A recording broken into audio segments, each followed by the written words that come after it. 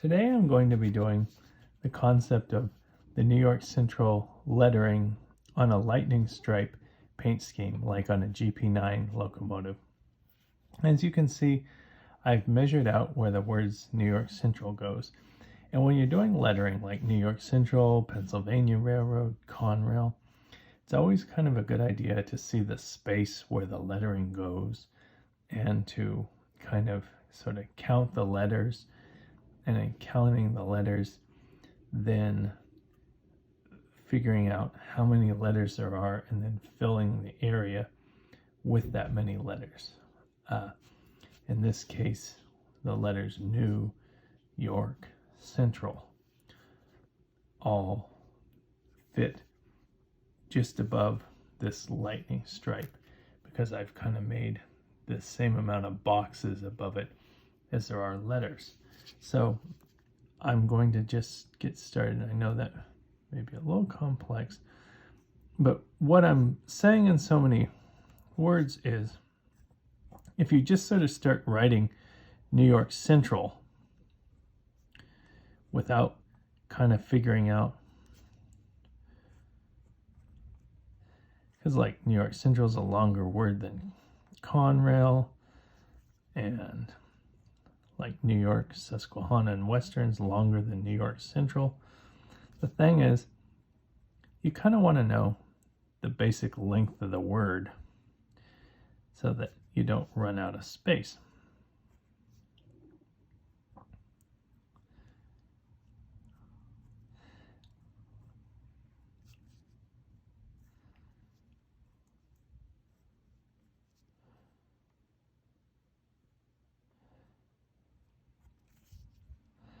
And when you're lettering, please don't do it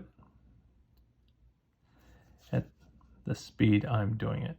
Part of why I'm doing it at the speed I'm doing it is because I've been doing this for 30 years. And in doing this for 30 years, the biggest key to this all is just practicing it over and over again. And even what we're doing here is a form of practice. It's just writing the word New York Central, putting the lightning stripe under it, because part of what we're doing is, instead of drawing the whole GP9, because drawing a GP9, like for me even, takes quite a while, and in the end, the truth of the matter is that the lettering and the paint scheme are really a big part of what people see. And so I'd say for every time you try to or do draw a locomotive, I'd practice lettering 3, 4, 5 times, because that's sort of like doing free throws or something, is that basically you really kind of want to get the finer points of the game. So practicing lettering is, because even though it's important to get the engines tight, it's really important to get the lettering tight.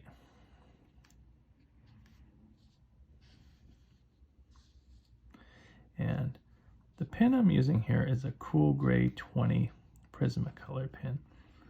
And what I'm doing is I'm coloring the gray of the lightning stripe. What I'm doing is I'm coloring along the edge of the white stripe. And if you'll see, I'm flipping it and coloring along the other edge of the other white stripe. What that does is that allows you to basically keep a nice straight edge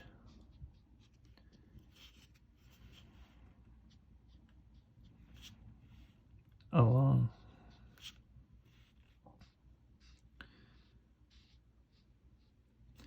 And once you've painted along the edge, it almost doesn't really matter which way you go, as far as if you do it from this side or this side.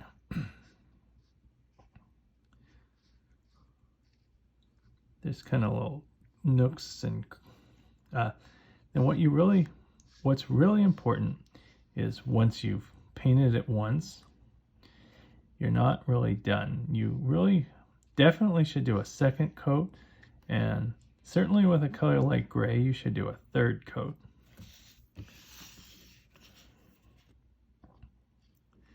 Because there are all kinds of little areas. You'll start to see it. Like certainly once you've done 2 or 3 of these, you'll see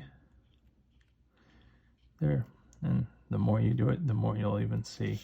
Because that's a big part of drawing, is that the more you do it, the more you'll see in your drawing.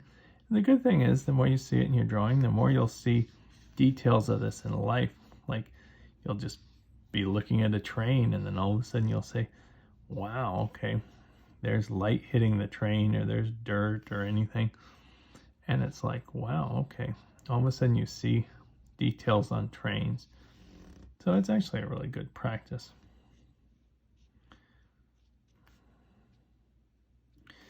And there, I've done about 3 coats of that. So what happens is 3 coats fills in all the little nooks. And see, there's the gray. And then I, in this case, just used a ballpoint pen, which is a very basic tool. And what I like to do is, I can just do it over in the corner here because this is just a practice drawing. But over in the corner here, see, it's always good to kind of get a pen, any pen, but a ballpoint pen started before you take it to your drawing. Because what we're going to do is we're going to trim around New York Central. And this, again, this takes a lot of practice, so don't be too hard on yourself if the first, I'm not even going to say time or two, I'm going to say the first 10, 20 more times. As I was telling someone when I was at my drawing demonstration, this is actually a very challenging concept, having the white letters on a dark background. The truth of the matter was, as I was saying, it took me till I was drawing for what I was drawing as a kid. And one of basically my favorite railroad as a kid, Burlington Northern, they had white letters on a green engine. And I could not understand how to make the white letters where it said Burlington Northern. And I took basically a ballpoint pen or whatever and was trying to write Burlington Northern and make it, and it was like, how does that happen? And basically my parents and grandparents were like, no, you have to make it be a block letter and color around it. So it took me the longest time to grasp that it was a block letter that you have to color around. And at that, when it's a block letter that you color around,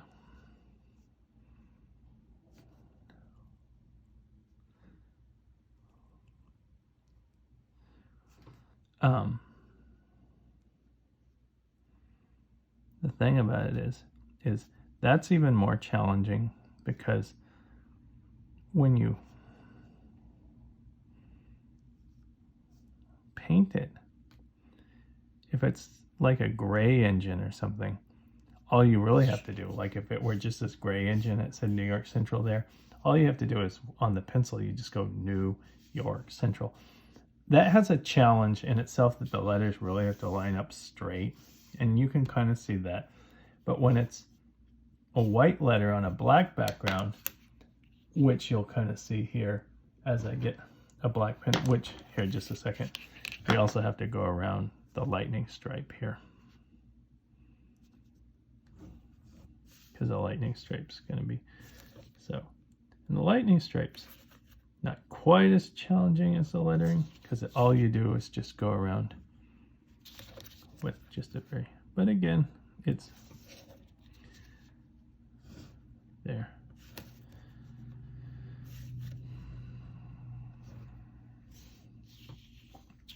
And then let's just sort of fill in this too.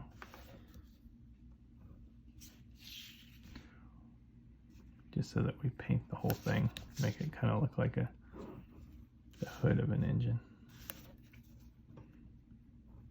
This is what would happen. And what happens is, again, like anything, just like we did with the gray, you paint along that line.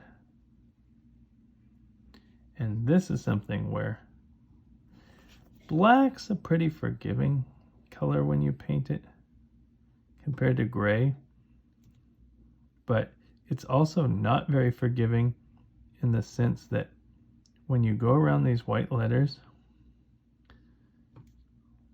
the moment you get in there,